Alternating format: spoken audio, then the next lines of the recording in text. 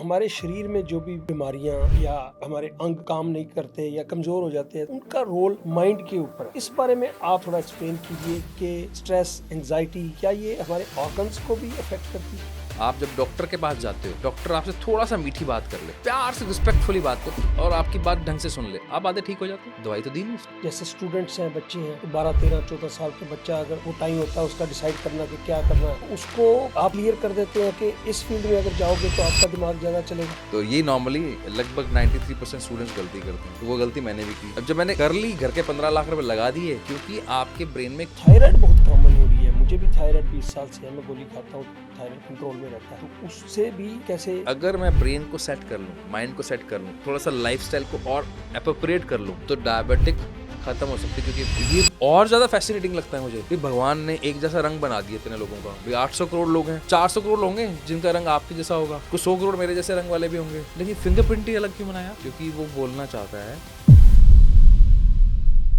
नमस्कार, आदाब एंड सत श्री अकाल फैमिली।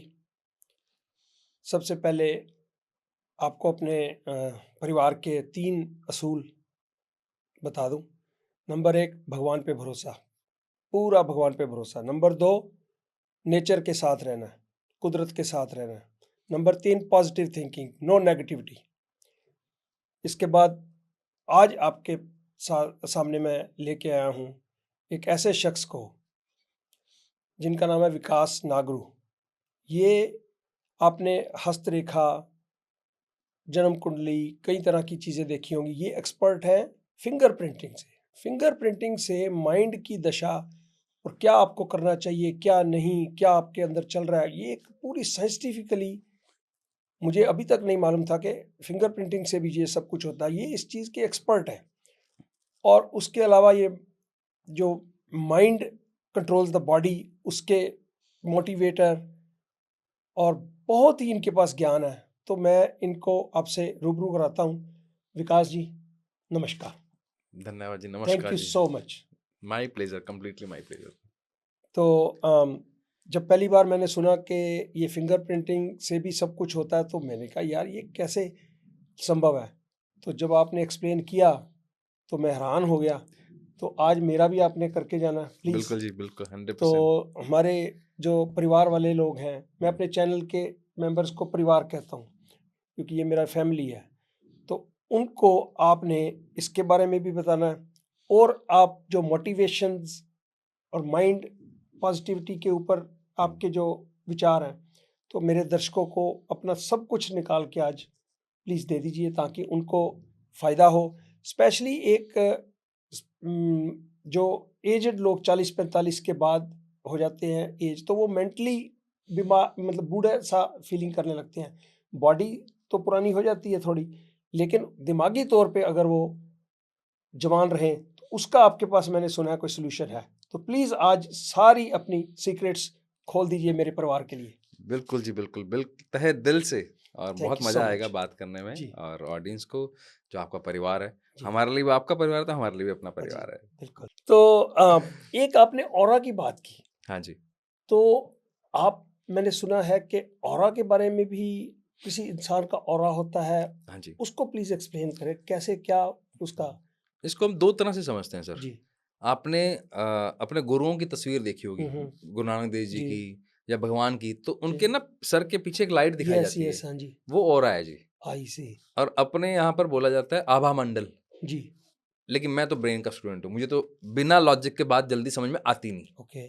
लेकिन मेरी एक ही खासियत है, मैं यस माइंड में रहता हूँ, मैं शास्त्रों को भी मानता हूँ। तो जब हमने इसको और डीप में पढ़ा, तो साइंस बोलती है आपके शरीर से 5 तरह की तरंगें निकलती हैं। हुँ, हुँ। एक बीटा, अच्छा, उसके बाद अल्फा, फिर थीटा, डेल्टा और गामा।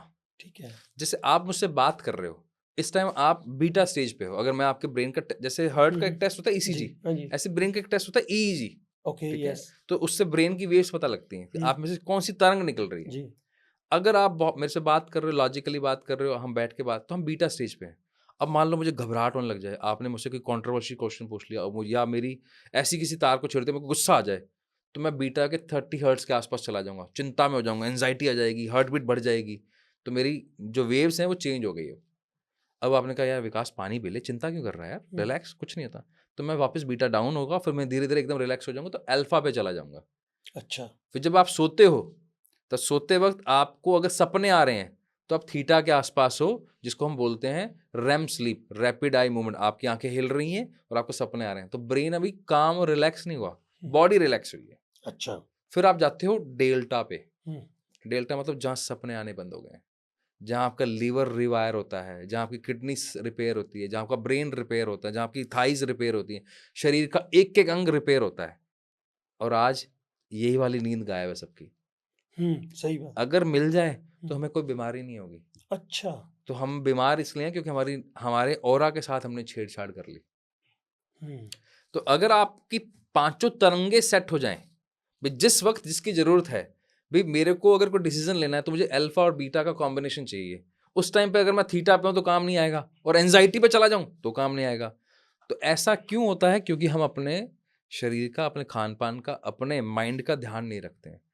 इसका बहुत सिंपल तरह से अगर समझें, आप कभी किसी फंक्शन में जाओ, जैसे आप यहाँ पे अब नए नए आए हैं, आपने देखा ना 2-4 लोगों से अपने आप मन करता है बात करने को। आपकी मेरी पहली मीटिंग कैसे थी? जी। मतलब पता नहीं क्यों यार, Yes, अच्छा लग रहा है व्यक्ति। exactly. What does it mean? आपकी वेव, आपका आभा मंडल और मेरा आभा मंडल, जिसको ऑरा बोलते हैं, मैच कर रहा है, अच्छा। बिना किसी कारण से अट्रैक्शन फील हो रहा है।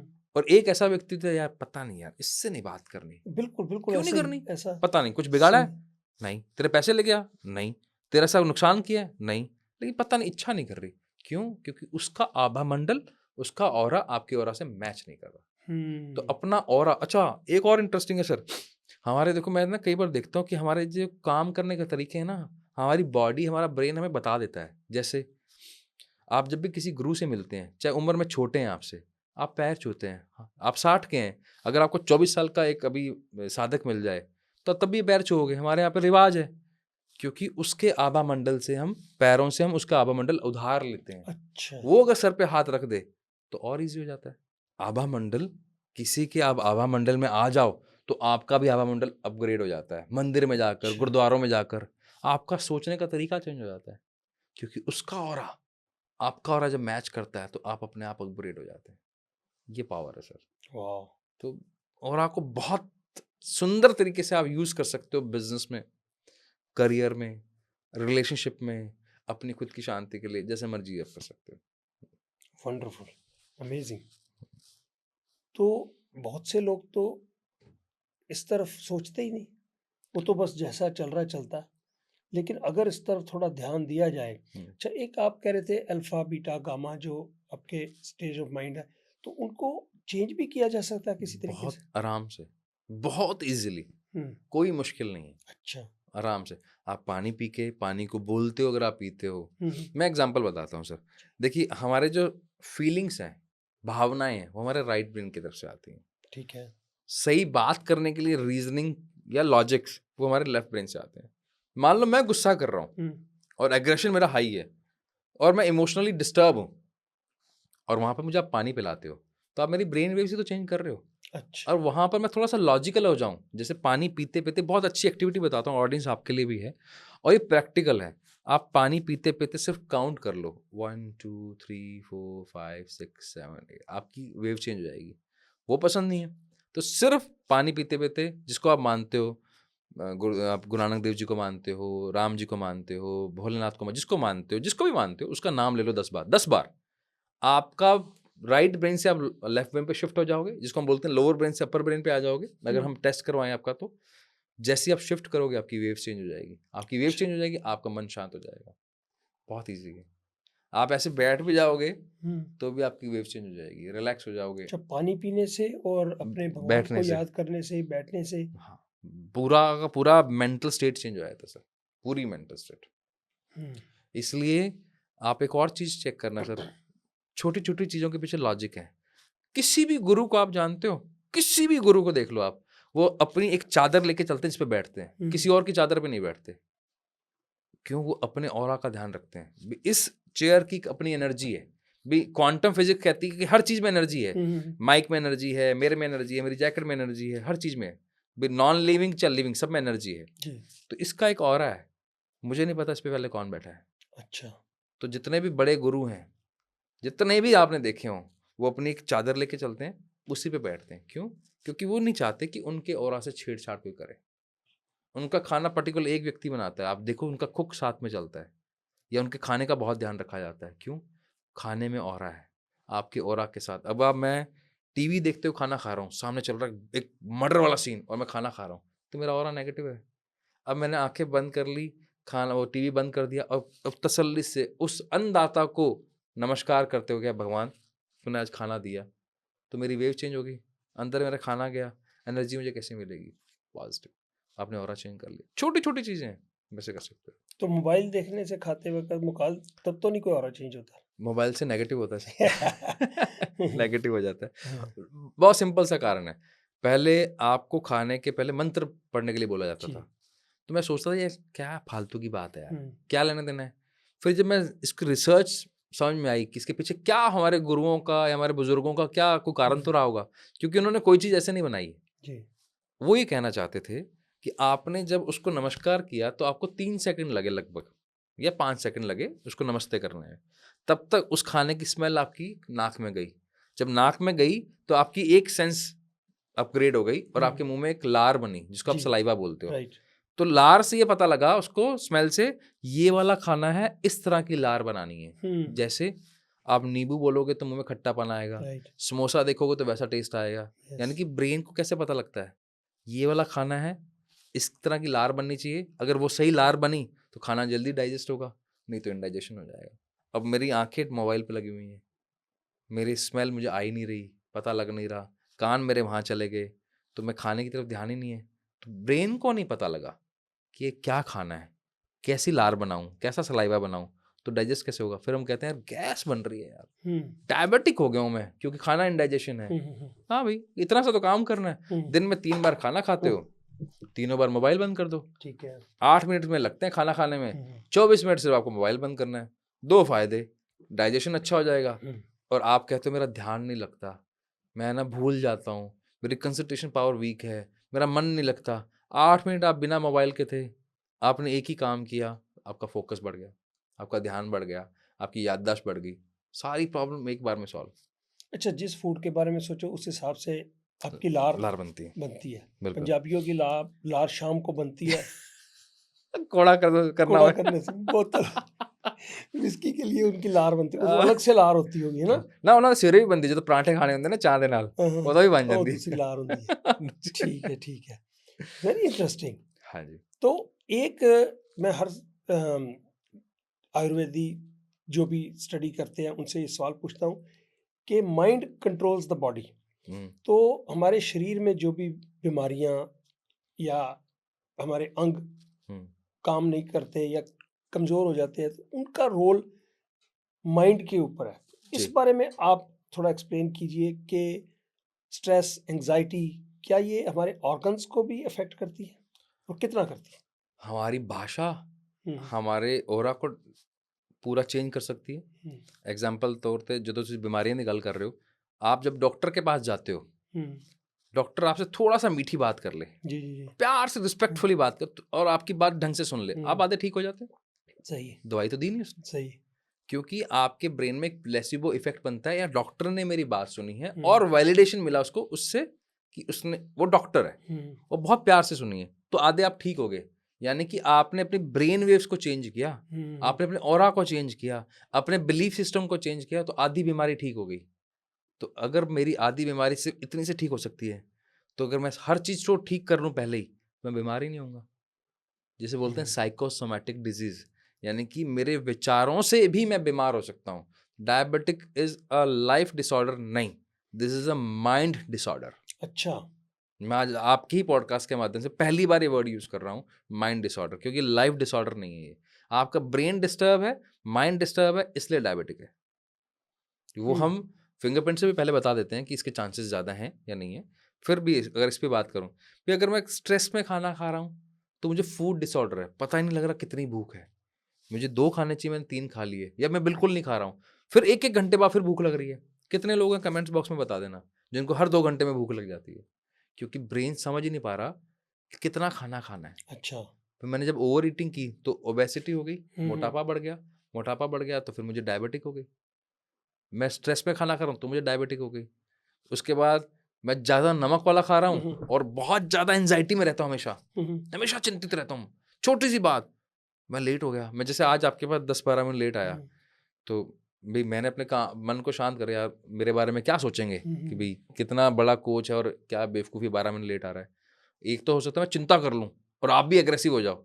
एक होता है यार ठीक है यार, कहीं फंस गया होगा, अंडरस्टैंडिंग है, राइट, आके मैंने भी माफ़ी मांग ली, हम्म, तो आपने ब्रेन को बता दिया यार कोई बात नहीं, हो जाएगा। अब मान लो मैं इसको लेकर लूप में फंस जाऊँ, एंजाइटी, ऐसा हो जाएगा, वैसा हो जाएगा, वैसा हो जाएगा, तो फिर मैंने बीपी को एडवाइस अपने अपने बॉडी के अंदर बुला लिया, तो मेरी हार्ट बीट बढ़ गई, अब बीपी होने के चांस हो जाएंगे। तो माइंड पे काम करना माइंड जरूरी है। कंट्रोल से ही सारी चीज़ें हो सकती हैं। बहुत सिंपल सिंपल से तरीके हैं। आप चाहते हो कि आपकी लाइफ में स्ट्रेस ना आए, हम्म, आप चाहते हो स्ट्रेस तो आए, उससे डील करने की ताकत आ जाए, ठीक है, सिर्फ इतना सा काम करना है कि 5 मिनट के लिए भ्रामरी कर लो। भ्रामरी होती है इस पूरे ऑर्गन्स को बंद करके। ठीक है, तो भ्रामरी अगर आप कर लेते हो तो आप 5 मिनट, अच्छा ये न्यूरो साइंस की रिपोर्ट है, मैं शास्त्रों की बात नहीं कर रहा, वो तो हम्म, बोलते ही हैं। अभी एमआरआई के थ्रू भी चेक किया जाता है हम्म, जब, कि आप भ्रामरी सिर्फ एक भ्रामरी, अच्छा, 5 मिनट भी नहीं, एक भ्रामरी करने से आपकी मेंटल स्टेट चेंज हो जाती है। और अगर आप 5 मिनट कर जाओ तो पूरी की पूरी चेंज हो जाती है। हम्म, तो एक भ्रामरी से भी आप अपने स्ट्रेस से बाहर आ सकते हो। 5 मिनट का अगर आप नाड़ी शोधन अपनी लाइफ में ले आते हो तो आप डिप्रेशन से, आप बीपी जैसी बीमारियों से बच जाते हो। तो जैसे आप कह रहे हो कि माइंड के कारण ही डायबिटीज हम्म का रीजन माइंड में है, हम्म मेंटल डिसऑर्डर जैसे आपने कहा, तो फिर तो इसका अगर माइंड पे काम करो तो इसका रिवर्सल भी पॉसिबल है। पूरा रिवर्सल पॉसिबल है। अभी हम एक डायबिटिक रिवर्सल कोच हैं अनूप जी, उनसे भी मुलाकात हुई थी हमारी। तो और रिसर्चेस भी बोलती हैं जी, कि अगर मैं ब्रेन को सेट कर लूँ, माइंड को सेट कर लूँ, थोड़ा सा लाइफस्टाइल को और एप्रोप्रिएट कर लूँ, तो डायबिटिक खत्म हो सकती है, क्योंकि ये बीमारी नहीं है।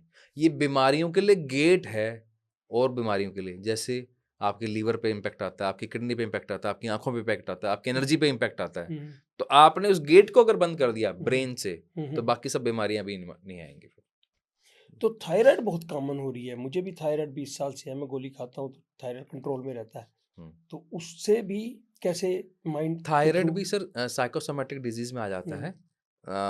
अगर आप इसको और डीप में समझेंगे तो, अब आप मुझे बताना ये सही है या नहीं है। रिसर्च तो ये बोलती है कि अगर आप बोलते नहीं हो ज़्यादा, अपनी भावनाओं को बाहर नहीं रख पाते हो, बोलने में आपको समस्या आती है, यानी कि आप कम्युनिकेट नहीं कर पाते हो, अपने मन की बात नहीं रख पाते हो, तो फिर आपके वोकल कॉर्ड यानी कि थायराइड से रिलेटेड इश्यूज शुरू हो जाते हैं। तो ऐसा रहा होगा तो ये इश्यूज आते हैं सर। भैया मैं अपने मन की बात ही नहीं कह पाया, परेशानी रह गई, अंदर ही अंदर घुटन महसूस की, तो वो ये सब तो समस्या। दूसरा कारण भी कोई होता है इसका? स्ट्रेस तो होता ही है सर। स्ट्रेस है। हाँ, स्ट्रेस तो होता ही है सर।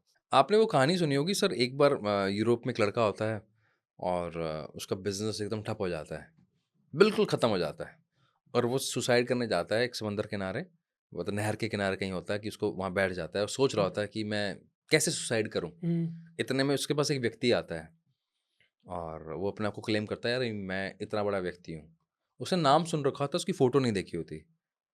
तो व्यक्ति पूछता भी, बता तेरी समस्या क्या है? क्या बस मेरा सारा बिज़नेस ख़त्म हो गया, ज़िंदगी ख़त्म हो चुकी है, वाइफ़ छोड़ के जा चुकी है, बच्चे मुझसे बात नहीं करते हैं, करियर मेरा तबाह हो चुका है, तो मैं बस सोच रहा हूँ कि अपना। अच्छा, वो थोड़ी देर बात करता है बुज़ुर्ग उससे, और बातों-बातों में बोलता है, एक काम कर, मैं तुझे ना $1,00,000 का चेक दे रहा हूँ, अच्छा। ठीक है? और चेक बुक वो निकालता है, चेक बुक लेके चल रहा है वो, और वो साइन करता है और उसे दे देता है। और वो कहता है, मेरे पास मैं क्या करूँगा? मेरे पास पैसे ही नहीं लौटाने के लिए। कहता नहीं, तेरे को वापस लौटाने भी नहीं है। अगर तू कामयाब हो जाए तब लौटा देना, नहीं तो ये पैसे तेरे हैं। और व्यक्ति वहाँ से चला जाता है। और उस व्यक्ति को लगता है, यार एक अनजान व्यक्ति मुझ पे इतना ट्रस्ट कर रहा है। उसके पूरी की पूरी ब्रेन स्टेट चेंज होगी, मेंटल स्टेट चेंज होगी। जहां आज उसको अपनी लाइफ में इतनी कमियां दिख रही थी, 1 मिनट में उसको सारे अचीवमेंट याद आ गए। मैंने ये किया था, मैंने ये किया था, मुझे ये अवार्ड मिला, सब कुछ याद आ गया। मेंटल स्टेट चेंज होगी, मेंटल स्टेट चेंज हुई, बॉडी की एनर्जी चेंज हो गई। या डलनेस थी, एकदम एक्टिवनेस आ गई। और उसने 15 दिन के अंदर ही अपनी चीजों को सेट करना शुरू कर दिया। और 6 महीने बाद उसका बिजनेस वापस स्टैंड हो गया। चेक नहीं एनकैश कराया, अच्छा, चेक नहीं एनकैश कराया। अच्छा। 6 महीने बाद उसको वही बुजुर्ग व्यक्ति मिलता है एक व्यक्ति के साथ, और वो उससे यार इनको मैं धन्यवाद देना चाहता हूँ, उन्होंने चेक दिया था, मैं चेक लौटाना है मैंने, इनफैक्ट मैं इनको डिनर पे लेके जाना चाहता हूँ, मैं अपनी तरफ से पार्टी करना चाहता हूँ कि भैया ये तो डेमेंशिया के शिकार है, ये तो पता नहीं किसी को कुछ भी जाके बोलाते हैं, ये अपने अच्छा, आप को एक बहुत बड़ा बिजनेसमैन मानते हैं, वाह! लेकिन उस व्यक्ति ने पूरी कहानी चेंज कर दी। तो एक व्यक्ति आपकी मेंटल स्टेट चेंज कर सकता है, एक शब्द, एक विश्वास, तो बीमारी तो सर कुछ भी नहीं है। वाह! बिल्कुल सही है। जी। कई दफ़ा आदमी अपनी परेशानियों में से जूझ रहा होता है, हम्म, किसी ऐसे व्यक्ति से मिलता है, वो आपकी कोई ऐसी तारीफ़ कर देते हैं या कोई ऐसी बात कर देते हैं, वाक़ई उससे सारा माइंडसेट आपका पूरा चेंज हो चेंज जाता हो है, जाए, नेगेटिव से कंप्लीटली पॉज़िटिव पूरा पॉजिटिव। इंसान हो जाता है। Isn't it amazing? बहुत अमेजिंग है जी, हुँ, बहुत। आप देखो ना जी, एक कंधे पे हाथ रखा हुआ, हुँ, कोई भी आके आपके कंधे पे हाथ दे, जैसे आप मान लो मेरे से बड़े हैं आप उम्र में, आप मेरे कंधे पे हाथ रखते हैं, "यार विकास यार तुम बहुत बढ़िया कर रहे हैं।" सब कुछ चेंज हो गया। हुँ, अब आप एकदम अचानक मुझे गुस्से से देख लो, तो मेरी मेंटल स्टेट चेंज हो जाएगी। तो एक-एक टच, एक आपके हाव-भाव, एक शब्द इतना कुछ चेंज कर सकता है। और दिन में अगर हम 10 बार नेगेटिव बोलते हैं सर, हुँ। तो हम सोचिए हम अपने साथ कितना बड़ा खिलवाड़ कर रहे हैं। तो ये बीमारियाँ तो घर आएँगी और क्या आएगा। और ये जो ऑरा है या वाइब्स जिसे हम नॉर्मल भाषा में बोल देते हैं, ये एक दूसरे को कम्युनिकेट होती हैं। आपने जैसे कहा कि किसी इंसान को देख के आपको लगता है यार इससे मुझे बात ही नहीं करना चाहिए या मेरे बहुत को स्ट्रॉन्गली, नेगेटिविटी सी फील हो जाती है। बिल्कुल। तो किसी को देख के ऐसे लगता है कि यार आपकी बाँछें खिल जाती हैं, यार ये तो बंदा कुछ मेरे लिए कर सकता है, हाँ, राइट? तो अपने अंदर पॉजिटिव ऑरा लेके चलना चाहिए ताकि किसी को आप नेगेटिविटी ना दें, पॉजिटिव वाइब्स दें। बिल्कुल ज़रूरी है, बहुत हुँ। ज़रूरी है। खुद तो पॉजिटिव होगे तभी किसी को पॉजिटिव दे सकोगे आप। मेरे कुल पैसे होंगे ताई मैं किसी को कोई दान दे सही। पाऊँगा। बिल्कुल, बिल्कुल। भई मेरे में और बैगर में फ़र्क क्या है? हुँ, हुँ। बैगर इसलिए माँग रहा है क्योंकि उसके पास पैसे नहीं हैं, हुँ, हुँ। और किसके पास हैं? यानी कि मेरा अगर ऑरा पॉज़िटिव है, मैं कनेक्ट ये करना चाह रहा हूँ, ऑरा पॉज़िटिव तो मैं ऑरा दे पाऊँगा। हुँ, हुँ। मेरा नेगेटिव है, तो मैं लोगों से खींचूँगा और दूसरा मुझे देना नहीं चाहेगा, इसलिए मुझसे दूर भागेगा। तो इसलिए आप चाहते हो कि लोग आपसे मिलें, मोहब्बत करें, प्यार से देखें, गले मिलें आपसे, तो अपने ऑरा का ध्यान रखिए, अपने आप का ध्यान रखिए, ताकि लोग आपकी तरफ अट्रैक्ट, आप पे अंदर मैग्नेटिक पावर है, हुँ, जितना हुँ। मर्ज़ी अट्रैक्ट कर लो ना। सही बात है। मैं एक एग्ज़ाम्पल देता हूँ आपको। अनुराग ऋषि जी के प्रोग्राम में मैं जी। अभी मंसूरी गया, मैं और मेरी वाइफ़। उससे पहले मैं लोनावाला में हुँ, अकेला गया था। तो वहाँ पे ये वाइब्स ही हैं, ये ऑरा ही है। एक बच्ची मेरी बेटी बन गई और परमानेंटली फैमिली के मेंबर बन गई। तो हमारे साथ वक़्त अच्छा गुज़रा। मेरी वाइफ़ भी वहाँ से आई, हुँ, उसने भी उसे बेटी बनाया। माँ-बेटी ऐसे हँस-खेल के इकट्ठे रहे चंडीगढ़ में 4 दिन। तो मज़ाक में कहती कि आप मंसूरी जा, क्योंकि वो उसी प्रोग्राम से मुझे मिली थी लोनावाला में, अनुराग ऋषि जी के प्रोग्राम में। तो मज़ाक में कहने लगी, अब मम्मी-पापा आप दोनों मंसूरी जा रहे हो, हुँ। तो आपको कोई और बेटी भी मिल सकती है। तो मज़ाक में कहा उसने। आप हैरान होगे हुँ, कि वहाँ पे गए, हम मस्ती में नाच रहे थे उनके प्रोग्राम में, किसी में सेलिब्रेशंस होती हैं। हुँ। आप गए हो अनुराग जी के नहीं प्रोग्राम में जाना कभी? है जी, जाना है, हाँ, हाँ ठीक जी। है, ज़रूर जाइएगा। जी, वंडरफुल, अमेज़िंग, ज़िंदगी बदलने वाला प्रोग्राम है वो। बिल्कुल। आपकी ज़िंदगी बदल सकती है, हमारी तो बदली। तो मैं और मेरी वाइफ़, इतना वाइफ़ को कभी खुश मैंने नहीं देखा। तो वहाँ पे हम एक गाना गा रही थी, गाना के ऊपर मेरी वाइफ़ स्टेज पे गई तो बेटियों हुँ, के बारे में था। तो उसने बेटियों को बोला भी आ जाओ आप भी हमारे साथ डांस करो, तो मैं भी हुँ, खड़ा था साथ में। तो एक बच्ची थी। अब मतलब मैं बात सुनाते हुए इमोशंस हो जाता हूँ मैं, कि वो पता नहीं क्या हुआ, मेरा उससे कोई इंटरेक्शन भी नहीं था। हुँ, वो ऑरा वाली कोई बात होगी, वो बस। आई, मेरी तरफ बढ़ी और सीधा मुझे उसने ज़ोर से हग कर लिया और मेरे कंधे पे सिर रख के वो रोने लग गई। तो मैंने कहा बेटा, तो कहती चलो वो उसने जो कहा मैं, हुँ, हाँ, नहीं, हाँ नहीं। जी। तो उस क्षण बस कुछ ऐसा हुआ, कोई ऑरा ही मिला होगा, ऐसा आपस में। तो चलो हो गया। उसके बाद मेरी वाइफ़ को भी बहुत वो माँ की तरह, हुँ, ठीक है ना जी? उसके बाद हम आ गए वहाँ से, प्रोग्राम ख़त्म हो गया। तो उसने एक दिन बीच में हमारी बातचीत, फ़ोन एक्सचेंज हो गया। तो अभी वो नोएडा में मैं आया तो उसने मैसेज किया मुझे, तो मिलने की इच्छा जाहिर की, मैं उनके पास गया। तो वो अब ऑफिशियली मेरी बेटी नंबर 4 बन गई है। जो मेरी बॉम्बे वाली उस बेटी ने कहा कि वहाँ पे आप बेटी, तो वो मुझे लगा यार जैसा सोचा हुआ, मेरे सबकॉन्शियस माइंड में ऐसा हुआ, पता नहीं भगवान ने कैसे। इतनी प्यारी वो बच्ची है, उसका बेटा 8 साल का, तो वो इतना प्यारा बच्चा, मुझे उसे मिलते ही प्यार हो गया। तो अब वो मेरे फैमिली का एक हिस्सा बन गई। तो मेरी 2 बेटियां अपनी बायोलॉजिकल डॉटर्स हैं, तो 2 ये और होगी, 4 बेटियां हमारी होगी। पता नहीं भगवान ने कितनों और से मिलाना है। तो ये वाइब्स ऑरा ही है जो किसी से इंसान का रिश्ता बना देता है। जन्मों जन्मों के कोई रिश्ते होंगे पुराने, मिले यहाँ हम अभी। देखो जी, आपको ड्यूटी वही मिलती है जो आप निभा सकते हो। राइट। तो ऊपर वाले को पता है कि आप में क्या काबिलियत है, तो वो आपको उस काबिल समझता है, इसलिए आपको इस तरह के नए रिश्ते देता देखो है। भगवान ने देना हो तो बहुत ऐसे देता है, मतलब मैं क्या बताऊं। जैसे पहली बार अभी उसके घर गया, बहुत मुलाकातें भी नहीं, तो मेरे को गला खराब था, कफ थी, तो उसने कफ सिरप लाके, गर्म पानी लाके मुझे दिया, पापा आप ऐसे करो। यार कैसे भगवान ने ये, मतलब इंसान, हम नेगेटिव सोचते हैं ना कि दूसरों के बारे में, लेकिन अगर आप एक बार पॉजिटिव हो जाओ, अपना ऑरा चेंज कर लो, सब कुछ दुनिया की नजर बदल जाती है। नजर बदलो तो नजारे बदल जाएंगे। राइट। अपने पंजाबी में कहावत है जी, सोने अनुसारे सोने दिख दे। यस, अपने अंदर ही चेंज करना है, माइंड ਨੂੰ ਹੀ ਚੇਂਜ ਕਰਨਾ ਆਪਾਂ। ਬਸ ਦੁਨੀਆ ਸਾਰੀ ਵਧੀਆ ਹੈ, ਇੱਕ ਤੋਂ ਇੱਕ ਵਧੀਆ ਬੰਦੇ ਪਏ ਹੈ। ਤੁਸੀਂ ਦੇਖੋ, ਤੁਸੀਂ ਜਦੋਂ ਦੇ ਇੱਥੇ ਆਏ ਹੋ, ਮੈਨੂੰ ਇੱਕ ਗੱਲ ਦੱਸੋ, ਕਿਹੜਾ ਬੰਦਾ ਤੁਹਾਨੂੰ ਮਾੜਾ ਮਿਲਿਆ? ਮੈਂ ਕਹਿੰਦਾ, ਮੈਂ ਹੱਸਦਾ ਸੀ, ਉਹਨਾਂ ਨਾਲ ਮਜ਼ਾਕ ਕਰਦੇ, ਗਰੁੱਪ 'ਚ ਬੈਠੇ ਸ਼ਾਮ ਨੂੰ ਹੱਸਦੇ ਖੇਡਦੇ ਆਪਾਂ, ਆਸ਼ੀਸ਼ ਜੀ ਇਸ ਸਟੂਡੀਓ ਦੇ ਜਿਹੜੇ ਓਨਰ ਹੈਗੇ ਆ, ਤੇ ਮੈਂ ਕਿਹਾ ਯਾਰ ਇਹ ਤੁਸੀਂ ਸਾਰੇ ਐਕਟਿੰਗ ਤਾਂ ਨਹੀਂ ਕਰ ਰਹੇ ਕਿਧਰੇ, ਇਹ ਰੀਅਲ ਹੈ? ਵਰਚੁਅਲੀ ਮੈਂ ਉਹਨਾਂ ਨੂੰ ਪੁੱਛਿਆ, ਯਾਰ ਮੈਂ ਕਿਹਾ ਇੰਨਾ ਤੁਸੀਂ 3 ਦਿਨ ਹੋਏ, 4 ਦਿਨ ਸਾਨੂੰ ਮਿਲਿਆ, ਇੰਨੀ ਮੁਹੱਬਤ, ਇੰਨੇ ਅੱਛੇ, ਕੋਈ ਦਾਜ ਕਾਲਾ ਤਾਂ ਨਹੀਂ ਹੈ? ਤਾਂ ਪਰ ਜਿੱਦਾਂ ਤੁਸੀਂ ਕਿਹਾ ਕਿ ਤੁਹਾਡੇ ਅੰਦਰ ਅਗਰ ਪਿਆਰ ਹੋਏ ਤੇ ਲੋਕਾਂ ਨੂੰ ਵੀ ਨਜ਼ਰ ਆਉਂਦਾ, ਤੇ ਮੈਂ ਕਹਿੰਦਾ ਤੁਸੀਂ ਖੁਸ਼ ਹੋਵੋ, ਪਿਆਰ ਵੰਡੋ, ਨਫ਼ਰਤ ਨੂੰ ਨੇੜੇ ਨਾ ਲੱਗਣ ਦਿਓ, ਪੋਜ਼ਿਟਿਵਿਟੀ ਰੱਖੋ, ਨੈਗੇਟਿਵਿਟੀ ਨੂੰ ਨੇੜੇ ਨਾ ਲੱਗਣ ਦਿਓ। ਤਾਂ ਜਿਸ ਤਰ੍ਹਾਂ ਮੈਂ ਸ਼ੁਰੂਆਤ ਦੱਸਿਆ ਕਿ we have 3 mottos in our family. परमात्मा के ऊपर विश्वास बहुत जरूरी है, बहुत जरूरी है। And consider him as your friend, दोस्त। रब ਤੁਹਾਡਾ ਦੋਸਤ ਹੈ, ਉਹ ਅਸੀਂ ਉਹਦਾ ਹਿੱਸਾ। ਉਹਦੇ ਕੋਲ ਸਭ ਕੁਝ ਹੈਗਾ, ਰਾਈਟ, ਜਿਹੜਾ ਤੁਸੀਂ ਚਾਹੁੰਦੇ ਹੋ ਸਭ ਮਿਲ ਸਕਦਾ ਹੈ, ਬਸ ਸਹੀ ਤਰੀਕੇ ਨਾਲ। ਅਬੰਡੈਂਸ ਦੇ ਵਿੱਚ ਹੈਗਾ ਸਭ ਕੁਝ ਦੇਣ ਲਈ, ਉਹ ਤਿਆਰ ਬੈਠਾ ਹੈ, ਤੁਸੀਂ ਬਸ ਤਿਆਰ ਹੋ ਲੈਣ ਲਈ। ਰਾਈਟ। ਤੇ ਦੂਸਰਾ ਹੈ ਕਿ ਨੇਚਰ, ਜਿਸ ਤਰ੍ਹਾਂ ਹੁਣ ਇੱਕ ਡਾਕਟਰ ਸਾਹਿਬ ਆਉਂਦੇ, ਉਹ ਕਹਿੰਦੇ ਧੁੱਪ ਤੇ ਬੈਠੋ, ਅੱਧੀਆਂ ਬਿਮਾਰੀਆਂ ਤੁਹਾਡੀਆਂ ਖਤਮ ਹੋ ਜਾਣਗੀਆਂ।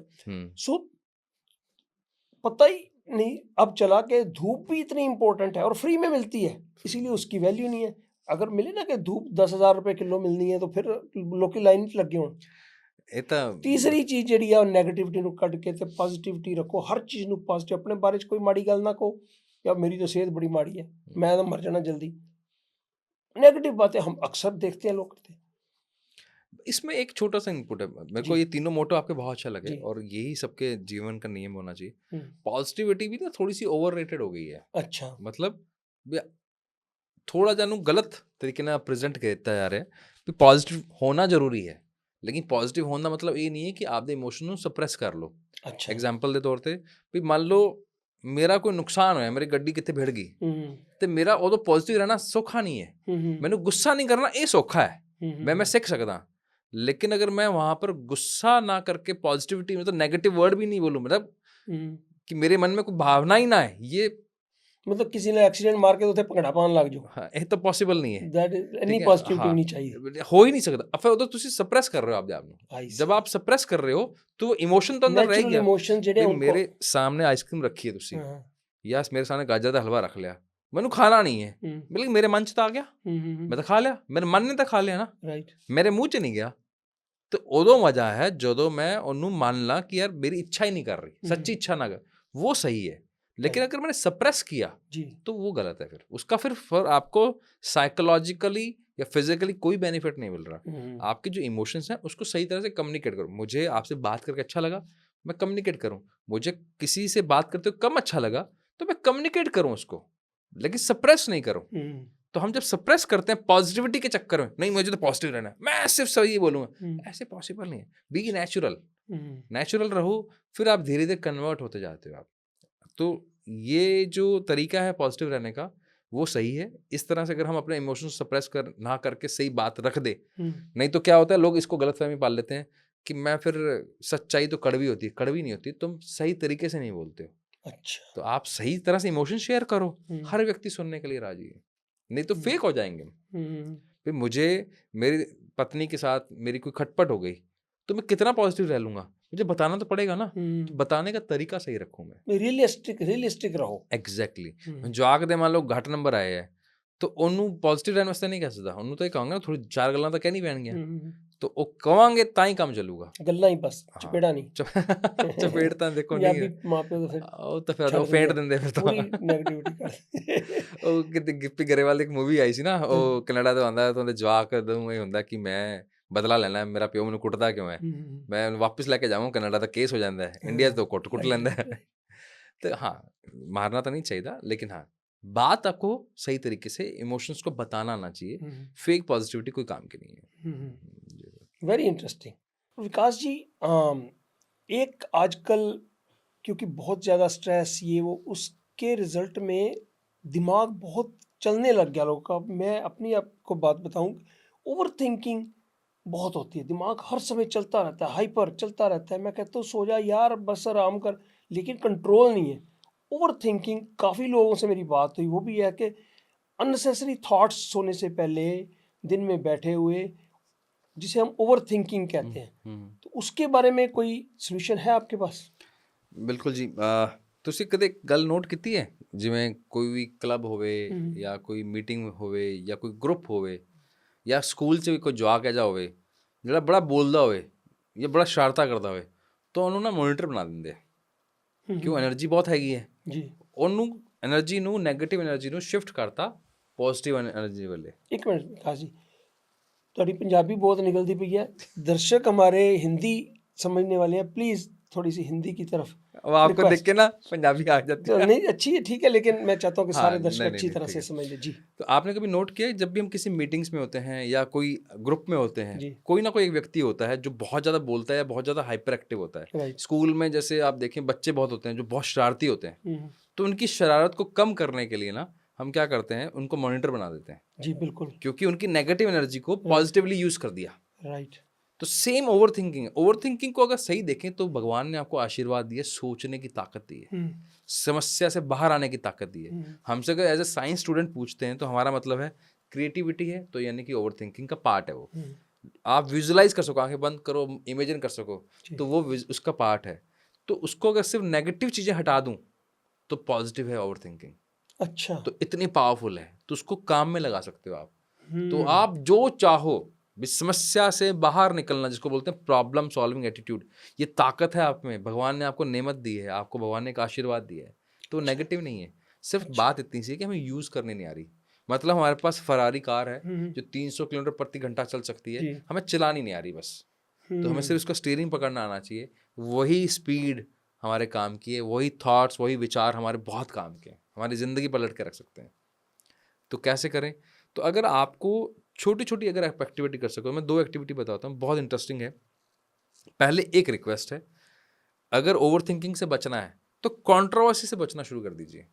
अभी आजकल बहुत सारी कंट्रोवर्सी चलती हैं, जैसे रणवीर इलाहाबादिया वाली देखी हो, उससे पहले कोई और थी, उससे पहले कोई और थी, चलती रहती है जी। भाई अगर मैं कंट्रोवर्सी नहीं समझता हूँ, उसके पीछे के लॉजिक नहीं समझता हूँ, सिर्फ सुबह उठा, फोन उठाया और देखा कोई ना कोई ट्रेंड कर रहा है, उसका मैंने पार्ट बन गया, तो उसे बोलते हैं बैंड वैगन इफेक्ट। ये साइकोलॉजिकल फिनोमेना है, जहां आपको बिना सोचे समझे आपको ऐसे लूप में फंसा दिया जाता है और आपको लगता है कि मैं इसका पार्ट हूं, और उस कंट्रोवर्सी के चक्कर में आपके ब्रेन में नेगेटिव चीज़ आ जाती है।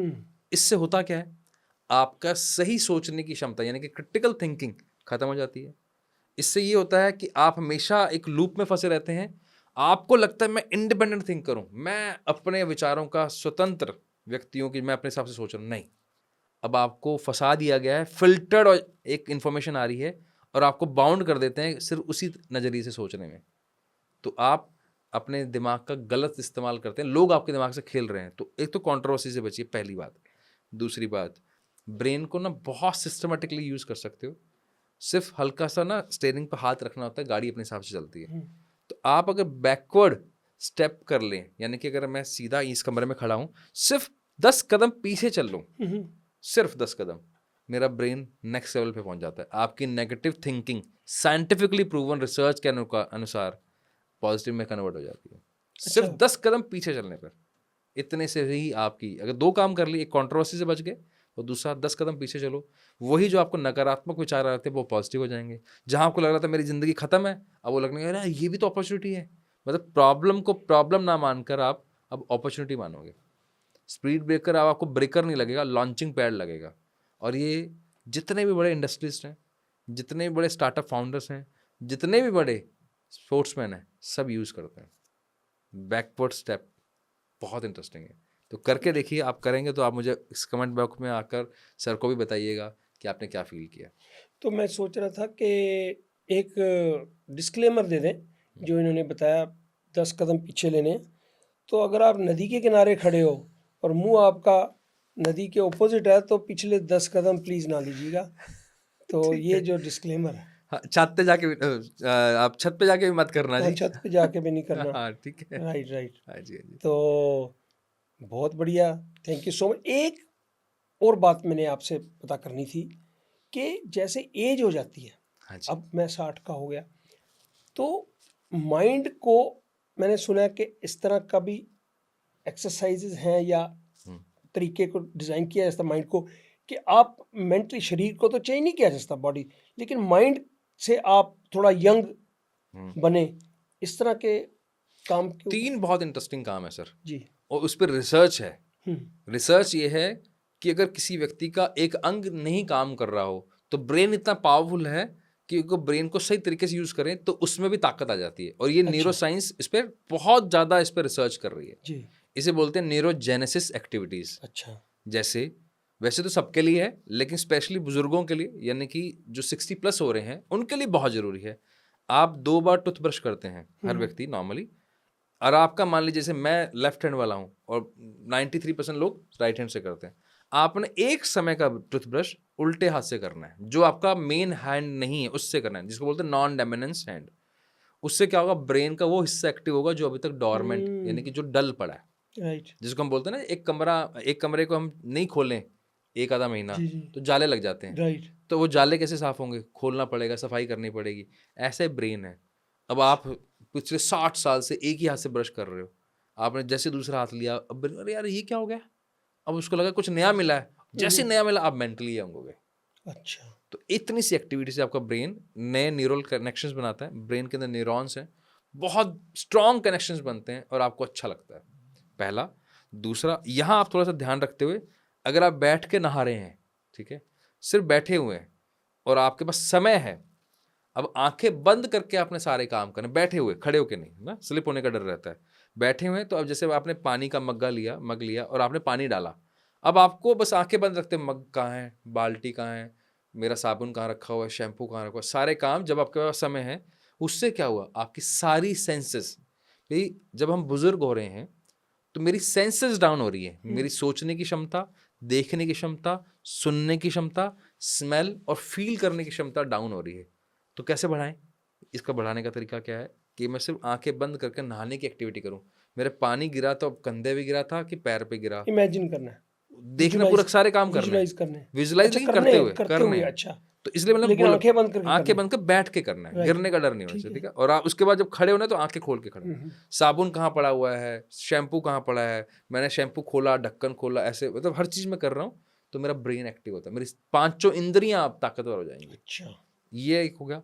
एक तीसरा काम और, जब भी आप घर से निकलें तो हमारी आदत होती है हम एक ही रास्ते पे चलते हैं, मार्केट जा रहे हैं तो उसी रास्ते से जाएंगे, ऑफिस जा रहे हैं तो उसी रास्ते से जाएंगे। अभी एक रिसर्च हुई थी लंदन टैक्सी ड्राइवर्स पे। रिसर्च के अकॉर्डिंग जिन टैक्सी ड्राइवर्स ने नया रास्ता लिया, जब उनकी MRI की गई तो उनका ब्रेन का ये वाला हिस्सा जिससे सोचने समझने की ताकत आती है और याददाश्त, बुजुर्गों में सबसे बड़ी दिक्कत क्या आती है, उनकी याददाश्त कम हो जाती है, वो पावरफुल हो गई। क्यों? उन्होंने नए रास्ते लिए। तो आप भी जब घर से निकलें तो आप कुछ नए रास्तों के ऊपर जाना शुरू करें। जैसे मार्केट जा रहे हैं तो अलग रास्ते से जाएं, आते हुए अलग रास्ते से आएँ, तो ब्रेन को कुछ नया मिलता है। नई दुकानें, नए रास्ते, नए लोग देखकर ब्रेन को अच्छा लगता है। तो वो नई ये 3 एक्टिविटी कर ली तो ब्रेन एकदम फ्रेश हो जाता है, बच्चे जैसा हो जाता है। बच्चे जैसा मतलब आपकी ताकत बढ़ जाएगी, याददाश्त बढ़ जाएगी, और ये तीनों एक्टिविटी से कभी भी भूलने की बीमारी नहीं होगी, एज पर न्यूरो साइंस। तो आप ये कर सकते हैं सर। तो शुरू होते हैं हम हस्त जो फिंगर प्रिंटिंग है, जी, तो इसके बारे में बताइए कि कब से आपने ये शुरू किया और ये कहाँ से आपको पता चला, और इसकी पूरी डिटेल बता दीजिए। मुझे भी कुछ खास नहीं पता, तो दर्शकों को भी शायद ना पता। ओके। देखिए सर, क्या था कि जैसे मेरे ना 10th में मार्क्स बहुत अच्छे आए थे। जी। तो इंडिया में ट्रेंड है कि जब मार्क्स अच्छे आते हैं तो आपको फिजिक्स, केमिस्ट्री, मैथ्स दिलाया जाता है। जी। तो फिर मैंने भी वही लिया। लेकिन हुआ ये कि जैसे वो लिया 11th-12th में मार्क्स बहुत डाउन हो गए। फिर लेबल लग गया कि टीनेजर है, ध्यान भटक गया होगा। फिर ऑब्वियसली ध्यान नहीं भटका था, लेकिन मैं उस सब्जेक्ट के साथ कंपैटिबल फील नहीं कर रहा था। तो मेरे को सब्जेक्ट समझ में नहीं आ रहा था। ठीक है। सॉल्यूशन किसी के पास था नहीं कोई। हम्म। फिर उसके बाद क्योंकि आप 2 साल लगा चुके हो तो फिर एक प्रेशर होता है कि अब आगे भी इसी की पढ़ाई करो। हम्म। तो यानी कि इसके तो अब जाके मैं इसको बेवकूफ़ी बोलता हूँ कि हम्म। 2 साल जिसको लेके मैं परेशान रहा, फिर अगले 4 साल मैं और परेशान रहा उसी सब्जेक्ट को करके। अच्छा। तो ये नॉर्मली लगभग 93% स्टूडेंट्स गलती करते हैं। तो वो गलती मैंने भी की। अब जब मैंने कर ली, घर के 15 लाख रुपए लगा दिए, 15 लाख लगाने के बाद जब जॉब करने लगा, तो जॉब मुझसे हो ही नहीं रही थी, क्योंकि मुझे ना कोडिंग आ रही थी, ना सॉफ्टवेयर बनाना आ रहा था, समझ में ही नहीं आ रहा था। तो आपने सॉफ्टवेयर में सॉफ्टवेयर में मैंने आईटी में पढ़ाई की? ग्रेजुएशन किया मैंने। अच्छा। अब वो जब करने के बाद जब पता लगा कि या तो मुझे ये निकाल देंगे, इससे अच्छा तो मैं खुद ही निकल जाऊँ, क्योंकि मुझे पता है वो क्यों मुझे तनख्वाह देंगे। ठीक है। अब एक मैं पढ़ा लिखा बेरोजगार था, अच्छा। अब घर के 15 लाख रुपए लगा चुका हूँ, तो आप प्रेशर समझ सकते हो कैसा होगा।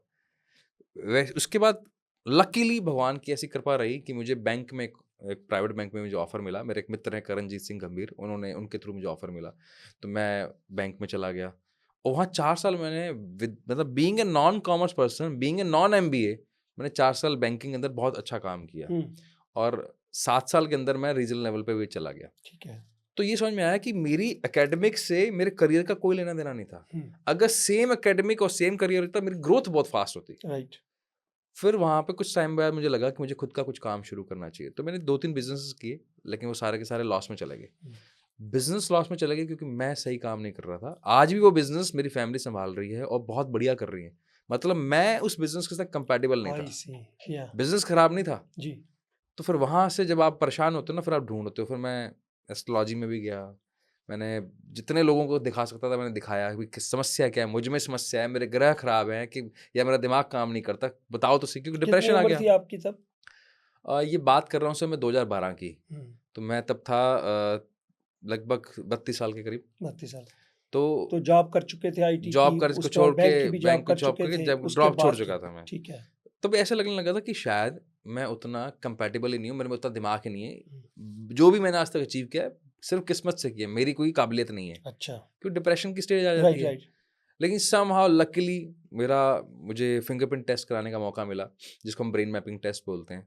वहाँ से मुझे पता लगा कि मेरी साइकोलॉजी बहुत अच्छी है, मेरा कम्युनिकेशन पे बहुत अच्छा ब्रेन है, कुछ मेरे स्ट्रेंथ्स पता लगे, मेरा नेटवर्क बहुत स्ट्रॉन्ग बनता है, मैं लोगों से जल्दी घुल मिल जाता हूँ, इनफॉर्मल हो जाता हूँ, लेकिन मैंने पढ़ाई उसमें नहीं की थी। वहाँ से ये क्लैरिटी मिल गई कि मैंने जितने भी आज तक बिजनेस किए हैं वो मैंने गलत किए हैं, क्योंकि मेरे नेचर के खिलाफ थे वो। तो मेरा मन नहीं लगता था। तो नॉर्मली हम क्या बोलते हैं, मेरा दिमाग काम नहीं कर रहा, लॉस लग रहा, क्योंकि मेरा फुल्ली ब्रेन वहाँ पे नहीं है। राइट। तो वहाँ से मुझे ये समझ में आया, अगर ये मुझे इस एज में बता सकता है कि मैं क्या कर सकता हूँ, तो क्यों ना इसी को करियर बना लूँ। ठीक है। तो फिर 2017 में मैंने फुल फ्लैश इसी को करियर बनाया और अब लोगों को हेल्प करना शुरू किया। फिंगरप्रिंटिंग की बात कर रहे फिंगरप्रिंट की हैं बात जी। कर रहा हूँ। तो फिंगरप्रिंट टेस्टिंग को मैंने अपना करियर बनाया, अब मैं लोगों को हेल्प करता हूँ। हमने एक मिशन बनाया, इस मिशन का नाम है stress anxiety free all India. छोटे शब्दों में बोलूँ तो मिशन सफाई। तो क्योंकि अगर मैं परेशान रहा हूँ तो मेरे जैसे 93% हिंदुस्तानी और हैं, बहुत बच्चे कम। और हैं, यस यस। जिसकी वजह अच्छा इम्पैक्ट ये नहीं कि करियर खराब होता है, आपकी लाइफ खराब होती है, आप स्ट्रेस में चले जाते हो, आप डिप्रेशन में चले जाते हो, सुसाइडल थॉट्स आने लग जाते हैं, नेगेटिविटी आ जाती है, परिवार से आप कट जाते हो, आपका रिश्ता खराब हो जाता है, आप एक एवरेज या बिलो एवरेज लाइफ जीने लगते हो। क्यों? क्योंकि आपने गलत करियर पिक कर लिया। तो अगर ये मेरी लाइफ सुधर सकती है, मेरे पास तो एक दोस्त था जिसकी वजह से मुझे मौका मिला अच्छा पैसा कमाने का, सबके पास नहीं होते। तो फिर वहाँ से हमने एक करियर शुरू किया जिसको बोलते हैं ब्रेन मैपिंग टेस्ट। उसका पर्पज़ ये है कि आपका दिमाग कब बनता है, जब आप माँ के गर्भ में होते हो, ऐसे साइंस बोलती है, न्यूरो साइंस बोलता है। जब बच्चा माँ के गर्भ में होता है तभी बोला जाता है ना, अपने शास्त्रों में भी बोलते हैं, पहले 9 महीने में माँ ने क्या खाया, क्या पिया, क्या सोचा, कहाँ रही, राइट। उससे ही बच्चे का डिसीजन होगा कि वो क्या बनने वाला है। ठीक है। जैसे अभिमन्यु के लिए बोला जाता है महाभारत के टाइम पर, सेम वैसे के वैसे। तो न्यूरो साइंस भी ये बोलती है कि बच्चा जब माँ के गर्भ में होता है तो उसके दिमाग बनता है और उसी समय उसके फिंगर टिप्स बनते हैं। ठीक है। तो हम ये समझ लेते हैं फिंगर टिप्स से, यानी कि ये अगर हार्डवेयर है, या सॉरी ये अगर सॉफ्टवेयर है तो इसका हार्डवेयर यहाँ पर है, इसका रिप्रेजेंटेशन यहाँ है, इसका ब्लूप्रिंट ये है, इसका नक्शा ये है। तो हम नक्शा पढ़ लेते हैं। अब नक्शा पढ़ लेंगे तो फिर हम बता भी देंगे कि इस पे कौन सी बिल्डिंग बन सकती है, कितने माले की बिल्डिंग बन सकती है, यानी कि कहाँ तक का आप करियर बन सकता है, क्या क्या दिक्कतें आएंगी, क्या आपकी स्ट्रेंथ है, क्या आपकी वीकनेस है, क्या आपकी ताकत रही है, और अगर आप लोगों के बीच में घुलने मिलने वाले हो या अकेले रहना पसंद करते हो, आप लॉजिकल हो या बहुत क्रिएटिव हो, आप इमोशनल हो या लॉजिकल हो, आपको बातें करना पसंद है या चुप रहना पसंद है, आपको लीड करना पसंद है या फिर बैक स्टेज पे काम करना पसंद है, डीप थिंकर हो या सिर्फ लोगों को फॉलो करने वाले हो, आपके जैसे सवाल होंगे वैसे हमारे फिर आंसर मिल जाते हैं। तो वो ये ब्रेन मैपिंग जो है ये फिंगरप्रिंट से ब्रेन मैपिंग हो जाती बिना एक सवाल पूछे, एक भी सवाल नहीं है। पूछते वाह। हम सिर्फ ये पूछते हैं कि आपका जेंडर क्या है, हम्म, आपकी एज बता देंगे तो हमारे लिए काउंसल करना आसान हो जाता है, क्योंकि हमारे पास ब्लूप्रिंट है। तो ब्लूप्रिंट से तो बता ही देंगे ना कहाँ से एग्जिट है, कहाँ से एंट्री है। और किसी की भी एक फिंगरप्रिंट किसी एक इंसान की दूसरे इंसान से नहीं मिलती, तो वो इंडिविजुअल होती है ये और ज्यादा फैसिनेटिंग लगता है मुझे। हम्म, भाई भगवान ने एक जैसा रंग बना दिया इतने लोगों का, हम्म, भाई 800 करोड़ लोग हैं, 400 करोड़ होंगे जिनका रंग आपके जैसा होगा, राइट। कुछ 100 करोड़ मेरे जैसे रंग वाले भी होंगे, मेरी जैसी आंखों वाले भी होंगे, आप जैसी हाइट वाले भी होंगे, लेकिन फिंगरप्रिंट ही अलग क्यों बनाया? क्योंकि वो बोलना चाहता है कि 800 करोड़ तरह के दिमाग हैं, इसलिए 800 करोड़ तरह के फिंगर टिप्स हैं, दो सबके अलग अलग। वाह, फैसिनेटिंग। तो ये जो अब 2017 से आपने शुरू किया, जी तो कितने लोगों के अब तक आप फिंगरप्रिंटिंग कर चुके होंगे? हजारों के? हाँ सर, अभी तक हम 12,000 से ज़्यादा फिंगर टिप्स देख चुके हैं, अच्छा। एनालिसिस कर चुके हैं, बहुतों को हम गाइड कर चुके हैं। और इसके अलावा वर्कशॉप्स की मैं अगर बात करूं तो लगभग 2.25 लाख लोगों तक हम अपनी बात पहुंचा चुके हैं। 3.25 लाख? लाख लोगों तक हम उनको कुछ वर्कशॉप्स, किसी सेशंस के थ्रू, सेमिनार्स के थ्रू अपनी बात रख चुके हैं। तो मोस्टली उसमें एज ग्रुप कौन सा होता है आपके? सर पहले तो क्या, हम पूरा हमारा फोकस स्टूडेंट्स पे था, हम्म, तो हम जिनको करियर डिसाइड करना है या जिनको अपनी लाइफ के बारे में पूछना है, अब हमने 3 सेगमेंट बना दिए हैं, क्योंकि हमने देखा अगर मैं पेरेंट हूँ और एज अ पेरेंट मैं ही परेशान हूँ तो मैं क्या ही पेरेंटिंग कर लूँगा। ओके। तो यानी कि पेरेंट को भी चाहिए। अच्छा, पेरेंट एक्चुअली में कौन है? या तो वो होम मेकर है या फिर वर्किंग प्रोफेशनल है। तो यानी कि अगर उसकी करियर ठीक होगा पेरेंट का तो वो घर में भी ठीक रहेगा। तो हमने 3 सेगमेंट डिवाइड किए। पहला बिलो 18 यानी कि ओके। स्टूडेंट्स के लिए, फिर वर्किंग प्रोफेशनल्स, और तीसरा हमने कपल्स को हेल्प करना शुरू किया प्री वेडिंग और पोस्ट वेडिंग काउंसलिंग के जरिए। अब हम लोग बोलते हैं कुंडली मिला लेना चाहिए, लोग बोलते हैं कि इम्पोर्टेंट टेस्ट करवा लो कि वो फिजिकली कंपैटिबल भी है या नहीं है, लोग बोलते हैं HIV टेस्ट करा लो। अब हम बोलते हैं नहीं, पहले बिहेवियरल टेस्ट करवा लो, आपका व्यवहार आपस में मिलेगा या नहीं मिलेगा, आपके बीच में इमोशनल कंपैटिबिलिटी है या नहीं है। वो होगी तो आप जिस बच्चे को अपनी लाइफ में लेके आओगे, जब फैमिली प्लानिंग करोगे तो उतना ही अच्छा आएगा। वही गड़बड़ होगा तो उसको भी बेचारे को परेशान करोगे, आपस में भी लड़ाई करोगे, और उसका भी करियर, उसकी भी लाइफ बर्बाद करोगे, खुद की तो कर ही रहोगे। तो वहाँ हमने 3 सेगमेंट पे डिवाइड किया, इसको हम CCC बोलते हैं। ओके। ठीक है ना, कैरियर क्लैरिटी, उसके बाद आपका कैरियर अपॉर्चुनिटीज, उसके बाद कपल काउंसलिंग। तो फिंगरप्रिंटिंग करने के बाद आप काउंसलिंग भी उसे उसका रिजल्ट जो है फिंगरप्रिंटिंग का आता है, जी, तो उससे अपने क्लाइंट के साथ बैठ के उनके साथ एक्सप्लेन करते हैं कि ये इसके ऐसे काउंसलिंग भी उसमें आ जाती है? उसमें सर रिपोर्ट के साथ साथ सबसे इम्पोर्टेंट पार्ट ही काउंसल है, अच्छा। क्योंकि रिपोर्ट तो एक हमारे पास पूरी 26 पन्ने की रिपोर्ट होती है, वो तो हेल्प करती है। हम्म, लाइफ लॉन्ग रिपोर्ट चेंज तो होनी नहीं, वो तो हमेशा उसके पास रहेगी। राइट। काउंसल का पर्पज होता है ताकि आपको बताया जा सके आप यहाँ तक जा सकते हो, इसके ये स्पीड ब्रेकर्स हैं, इस स्पीड ब्रेकर्स को कैसे लॉन्चिंग पैड की तरह यूज करना है ताकि आपका करियर वर्टिकल ग्रोथ करे, आप रुको नहीं। तो काउंसिल के अंदर एक डिटेल पे बात होती है, चाहे आपके बिहेवियर पे बात करनी हो, आपके संबंधों में बात करनी हो, चाहे करियर पे बात करनी हो। तो इस बारे में आपने कोई ट्रेनिंग ली या कि सेल्फ लर्निंग है सिर्फ? नहीं, नहीं सर, पूरी ट्रेनिंग है सर, सेल्फ लर्निंग नहीं है। वैसे हमारे शास्त्रों में भृगु संहिता लिखी हुई है, जी। उसके अंदर 132 प्रकार के फिंगर टिप लिखे हुए हैं। इसके अलावा फॉरेंसिक साइंस की भी स्टडीज़ में हमारे फिंगर टिप्स लिखे हुए हैं। फिर बहुत सारी स्टडीज़ हैं जिन्होंने फिंगर टिप पे काम किया है, जिन्होंने स्प्लिट ब्रेन थ्योरी पे काम किया है, डॉक्टर रॉजर्स पेरी हैं, डॉक्टर हाइलर कमिंस हैं, ऐसे बहुत सारे बुक्स हैं जिन्होंने, ऐसे बहुत सारे डॉक्टर्स हैं जिन्होंने इस पे बुक्स लिखी हैं। तो उसके थ्रू हमने स्टडी की है पूरा डिटेल में। इसकी बार वर्कशॉप होती है इसके ऊपर, ताकि आप सही तरह से लोगों को गाइड कर सको। तो अगर मैं 60 साल का हो गया और मुझे अभी ये नहीं पता था कि फिंगरप्रिंटिंग भी एक जरिया है आपका माइंड जानने के लिए, ब्रेन जी। मैपिंग के लिए, तो लाखों लोग इंडिया में होंगे जिनको अभी इस बारे में मालूम ही नहीं।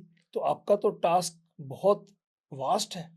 बहुत वास्ट है और बहुत ज़्यादा ज़रूरत है सर हम्म, लोगों को, क्योंकि अब जब डिस्ट्रैक्शन अति है, चॉइसेस अति हैं। भाई पहले जी। तो 4 ही चॉइस थी, हम्म, या तो आप अगर मैं करियर की बात करूं भी, हम्म, कॉमर्स ले लो, आर्ट्स ले लो, साइंस ले लो, साइंस में भी मेडिकल या नॉन मेडिकल, तो 4 ही लाइनें थी। तो आपको उसमें से खाना है, उसी में से कोई पिक करना है। अब तो 3300 तरह के फील्ड हैं, इतना लेवल का डिस्ट्रैक्शन है, इतनी हाईएस्ट लेवल का कंपटीशन है। तो वहां पर एक ही तरीका है, वो है कोचिंग, मेंटोरशिप, काउंसलिंग। तो ये 3 ही तरह से हेल्प मिल सकती है। तो वहाँ पर हमारी ऑब्वियसली जिम्मेदारी ज़्यादा है, लोगों को उनके सही पाथ पे लेके जाने की।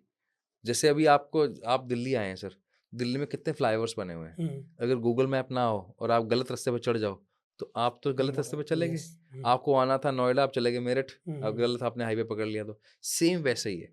तो अगर आपकी लाइफ पर सही टाइम पर डेस्टिनेशन पे पहुंचना है, उसी स्पीड के साथ जिस स्पीड के साथ होना चाहिए, सही समय पर, तो आपको ये मेंटोरशिप या काउंसलिंग लगती है फिर।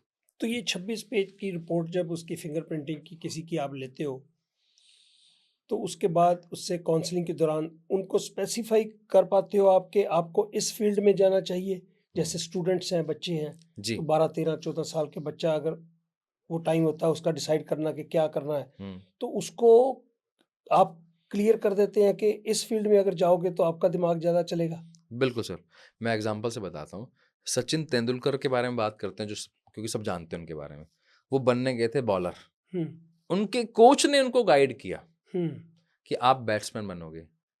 महेंद्र सिंह धोनी किसी और करियर में थे, उनके कोच ने उसमें से वो हीरा परखा और आज आपके सामने पूरी स्टोरी है। तो यानी कि मेंटोरशिप या कोच, जिसको हम बोलते हैं बर्ड आई व्यू। जैसे अगर मैं महाभारत की बात करूं, तो द्रोणाचार्य जी के पास सारे के सारे गए थे पढ़ने के लिए। भीम भी गए थे, अर्जुन भी गए थे, युधिष्ठिर भी गए थे, दुर्योधन भी गए थे। सबको एक जैसी कला क्यों नहीं सिखाई? क्योंकि हमारे यहाँ शुरू से पता था कि गुरु का काम है ये देखना कि किसमें क्या काबिलियत है, उसके अनुसार उसको शिक्षा देना। अच्छा धनुर्धर युधिष्ठिर भी हैं, धनुष उनको भी चलाना आता है, लेकिन वर्ल्ड का इकलौता टॉप का धनुर्धर अर्जुन ही है। और गदा सबको चलानी आती है, अर्जुन को नहीं चलानी आती, युधिष्ठिर को भी चलानी आती है, लेकिन भीम से ज्यादा बढ़िया कोई नहीं है। लीडरशिप क्या अर्जुन के पास नहीं थी, वे कृष्ण जी के सबसे नजदीक हुई, लेकिन लीडरशिप की जो क्वालिटी लेके पैदा हुए वो युधिष्ठिर लेके पैदा हुए। पहचाना किसने? गुरु द्रोण ने। तो हमारा काम यही है कि आप क्या लेके पैदा हुए हैं, हम आपको बता सकें बर्ड आई व्यू से कि आपकी ये पोटेंशियल है, ताकि आप उसके अकॉर्डिंग करियर पिक करो और अपनी लाइफ को उसी स्पीड से एंजॉय करो। नहीं तो फिर एक पार्ट लाइफ का मिसिंग हो जाएगा। जैसे पैसा या प्यार, दोनों क्यों नहीं भाई? दोनों में क्या दिक्कत है? मेरे अगर जैसे मेरे को काउंसलिंग करना पसंद है, अब मान लो रात को 1 बजे भी काउंसलिंग है तो मैं बड़ा खुश होकर करता हूँ। अब मैं ये तो ना कहता हूँ यार सोमवार आएगा तो मैं दुखी हो जाऊंगा, परेशान हो जाऊंगा, फिर वापस काम करना। अरे भाई मेरे को 7 दिन काम करने में मजा आता है, मैं खुश हूँ तो मेरा परिवार खुश है। Very nice, good story. तो अब मुझे समझ आ रहा है कि जब मैं कॉलेज में गया तो घर वालों ने कहा जी साइंस ले लो आप। तो ब्रदर मेरा इंजीनियर बन गया था साइंस लेके, तो उन्होंने कहा आप भी इंजीनियर बन जाओ, साइंस ले लो। तो मेरे को ना पाइथागोरस की थ्योरम समझ आए ना मुझे कुछ, फेल हुआ, फिर फेल हुआ। अब मुझे समझ आ रहा है आपकी बात है। तो अगर तब आप होते तो मेरा चयन सही करवा देते तो मैं कुछ अपनी मर्जी की दिशा में चला जाता। तो अब लेट हो गया, अब है ना? अब तो नहीं कोई ऐसा चेंज कर सकते आप? नहीं बिल्कुल क्यों नहीं। मैं देखो ਜਦੋਂ ਤੁਹਾਨੂੰ ਮਿਲਿਆ ਨਾ ਤੁਹਾਡੀ ਵਾਈਬਸ ਬਹੁਤ ਸੋਹਣੀ ਹੈ, ਤੁਸੀਂ बहुत ही अट्रैक्टिव थोड़ा हो रहेगा। और जब बैक स्टेज आपसे बात हो रही थी, आपने बताया कि आप इंडिया आने के बाद काफ़ी चीज़ें एक्सप्लोर कर रहे हो, जी। जैसे पॉडकास्ट, जैसे भी आपने एक बताया कि मूवी, आप शॉर्ट मूवी बना रहे हैं और बहुत सारी चीज़ें आप एक्सप्लोर कर रहे हैं। What does it means? अगर मैं ब्रेन साइंस की बात करूं, आपने इत्तेफाकन या किसी के कहने पे, जैसे भी है, कुछ ऐसी नई चीजें पिक की जो आज तक नहीं करी हैं। अब इंटरेस्टिंग, ब्रेन का एक नियम है, न्यूरोसाइंस कहती है ब्रेन एक प्लास्टिक की तरह है। अच्छा। जितना इसको खींचोगे उतनी इसकी ताकत बनेगी। अच्छा भी जी। जैसे मान लो मेरे को बाइसेप बनानी है, हाँ। मैं रोज डंबलिंग करूंगा, हाँ। मेरी बाइसेप इतनी सी है, जो रोज बॉडी बिल्डिंग करता है उसकी इतनी बड़ी है। सेम मसल ही तो है, लेकिन राइट। उसने सिर्फ प्रैक्टिस करी तो बिल्डअप हो गई, मैंने प्रैक्टिस नहीं की तो मेरी बिल्डअप नहीं हुई। ऐसा ही ब्रेन है। अब आपने ब्रेन को कहा मैं एक्टिंग करूंगा, ब्रेन को तो नहीं आती। अब एफर्ट लगेगा तो ब्रेन को नया फील होगा, you feel more younger, you feel वो मोर एक्साइटेड, बहुत मजा आएगा आपको। अब आप पॉडकास्ट कर रहे हो, पॉडकास्ट से पहले पढ़ना, उस व्यक्ति के बारे में जानना, दिमाग को कंस्ट्रक्टिव काम पे लगाया। देखने को तो आप बाकी और आप 60 का हो गया हूँ मैं, अब मेरे लिए क्या बचा है, मैं वही करूँ, अगर ये भी सोच सकते थे। But you are feeling more younger, आपको देख कर लगता है। कोई नहीं कह सकता कि हाँ अभी आप उस एज में हो जहाँ पर लोग इंडिया में बात करते हैं अब बचाई क्या है, अब तो जाने का टाइम आ गया, या अब मैं धार्मिक चैनल देख लूँ। क्यों भाई, मैं नया क्यों नहीं कर सकता? तो आपने बहुत सही किया वो। तो आपको आपके पोटेंशियल का पता कब लगा? जब आपने एक्सपोजर लेना शुरू किया। ठीक है। तो ऐसी और बहुत सारी चीजें होंगी, शायद आपने एक्सपोजर लिया ही नहीं, वो फिंगर टिप से पता लग सकते हैं। वाह, दैट्स फैंटास्टिक। तो चलो, इसके बाद फिंगरप्रिंट, बाकी जो आपने तारीफ मेरे बारे में करी तो उसके लिए फिर लंच इकट्ठे करेंगे। बिल्कुल जी, ठीक है बिल्कुल। जी। अल्लाह, वो तो आप करेंगे ही। बिल्कुल कराएंगे, परोठे शराठे खावांगे। खावांगे बिल्कुल, ठीक है चांद जी। नाल लवांगे। Right right. तो विकास जी, कई चीज़ें हम यहाँ पे नहीं भी टच कर पाए, वक्त का तकाजा होता है। तो अगर मेरे परिवार के लोग या जो आपको देख रहे हैं वो आपको कांटेक्ट करना चाहें तो आप अपना शेयर कर दीजिए, वेबसाइट अगर कोई है या यूट्यूब का चैनल एक आपका है जी, किस, या फ़ोन नंबर अगर आप अपना शेयर कर दें ताकि वो आपको कांटेक्ट कर पाएँ। Thank you so much sir. हमें आप जितने भी लोग हमें कांटेक्ट करना चाहते हैं यूट्यूब पर आकर, हमारे चैनल का नाम है नागरू विकास, NAAGRUVIKAAS। हमें आप इंस्टाग्राम पे फॉलो कर सकते हैं, लिंक्डइन पे भी इसी नाम से हैं, और वेबसाइट का नाम हमारा www.braininfinity.in, और नंबर हम सर को बोलेंगे डिस्क्रिप्शन में डाल देंगे, इजी रहेगा सर। Very nice. तो विकास जी, थैंक यू सो मच। मुझे कई ऐसी चीज़ों का आज पता चला, मेरे परिवार वालों को भी, दर्शकों को भी कई ऐसी नई चीज़ों का पता चला होगा। तो बहुत बहुत शुक्रिया। Thank you very much and all the best for you what you are doing, keep doing. Thank you. धन्यवाद सर, थैंक यू सर, मजा आया।